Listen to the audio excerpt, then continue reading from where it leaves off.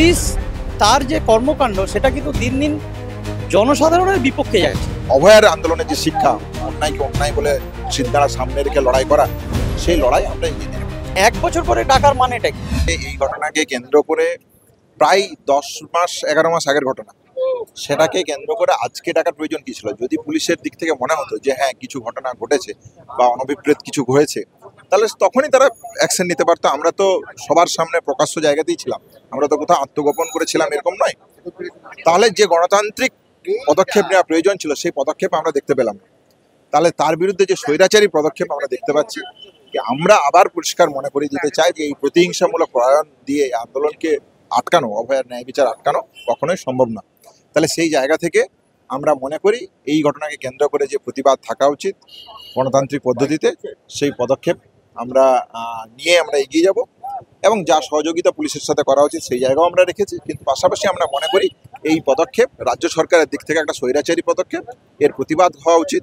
সেই জায়গা থেকে আমরা আজকের এই কর্মসূচি, আজকের এই পদক্ষেপ। তাহলে এর আগেও বিভিন্ন সময় আমাদেরকে হ্যারাসমেন্ট হয়েছে, আশপাশের বাড়িতে পুলিশ যাওয়া, আমাদেরকে পোস্টিংয়ের মধ্যে নানান হ্যারাসমেন্ট ঘটানো, বিভিন্ন সময় বিভিন্ন জায়গায় নোটিশ পাঠানো, এই তলব এর আগেও বহুবার হয়েছে, বহু কাজকর্ম আমরা দেখেছি। তাহলে এই দিয়ে আন্দোলনকে কখনোই রোকা সম্ভব হয়নি, আজকেও সম্ভব হবে না।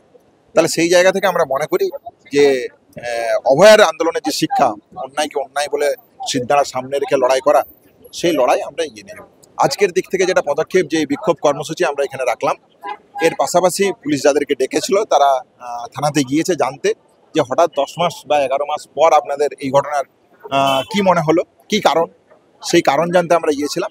এর পাশাপাশি আজকের এই বিক্ষোভ কর্মসূচি, এখন এইটুকুই আজকের আমাদের কর্মসূচি। দেখুন, আমরা প্রথম থেকেই বলেছি যে পুলিশ তার যে কাজ করা উচিত সে কাজ করছে না। আমরা 1 বছর ধরে সেটাই দেখছি এবং 9ই আগস্ট যে ঘটনা ঘটেছিল সেটাও পুলিশেরই ব্যর্থতা ছিল এবং যিনি একজন আপাতত ধরা পড়ে জেলে আছেন তিনিও একজন পুলিশেরই আপনার কর্মী, সিভিক ভলেন্টিয়ার। তাহলে পুলিশ তার যে কর্মকাণ্ড সেটা কিন্তু দিন দিন জনসাধারণের বিপক্ষে যাচ্ছে। আজকের শুধু ডাক্তার বলে নয়, 1 বছর আগে কেউ যদি কোনো আইন অমান্য কোনো কাজ করে থাকে, আইন ভঙ্গ করা কোনো কাজ করে থাকে, তাহলে তাকে তখনই নোটিশ দেওয়া দরকার, তখনই তাকে ডাকা দরকার। তাহলে 1 বছর পরে ডাকার মানেটা কি? তাহলে এটা সবচেয়ে যদি বলেন খারাপ দিকের এটা, সেটা হলো যে একজন ব্যক্তি আজকের কোনো রকমের কোনো অন্যায়ের প্রতিবাদ করলো, তাকে 1 বছর পরে আবার ডাকা হবে। তাহলে মানুষ তার যে প্রতিবাদ করার যে পরিসর সেটাকে দমন করার যে প্রচেষ্টা, এবং কাদেরকে ডাকা হচ্ছে না, যারা আন্দোলনের পিছন থেকে আপনার একটু জল দিয়েছিল, কেউ আপনার ঝাঁট দিয়েছিল, কেউ আপনার স্টেজ বাঁধাতে হেল্প করেছিল, কেউ স্লোগান দিয়েছিল, সেই সব ছেলেগুলোকে বেছে বেছে ডাকা হচ্ছে 1 বছর পর। তাহলে এটা যে পুলিশের একেবারে দমন পীড়ন বা পুলিশের যে মানে একেবারে অনৈতিক কার্যকলাপের একটা অংশ, সেটার এটা প্রমাণ দেখা যাচ্ছে এবং আমরা এটার তীব্র ধিক্কার জানাই। শুধু আমরা নয়, আপনারা দেখতে পাচ্ছেন অনেক সাধারণ মানুষ আজকে এসেছেন এ ধরনের অন্যায়ের, তারা তীব্র প্রতিবাদ জানাচ্ছে। আজকে যদি পুলিশের সত্যিই কোনো রকমের দরকার হয়, জিজ্ঞাসাবাদ করা দরকার হয়, তাহলে সঠিক সময়ে তো সে ডাকবে। তাহলে আজকের কোনো মানুষের অন্যায় হয়ে গেলে কারোর উপরে পুলিশ কি 1 বছর পরে তাকে খুঁজবে? আজকের কোনো চুরি হয়ে গেলে 1 বছর পর তাকে খুঁজবে? তাহলে পুলিশ নিজের দায়িত্ব পালন করছে না, এটা এখান থেকে প্রমাণ হয়।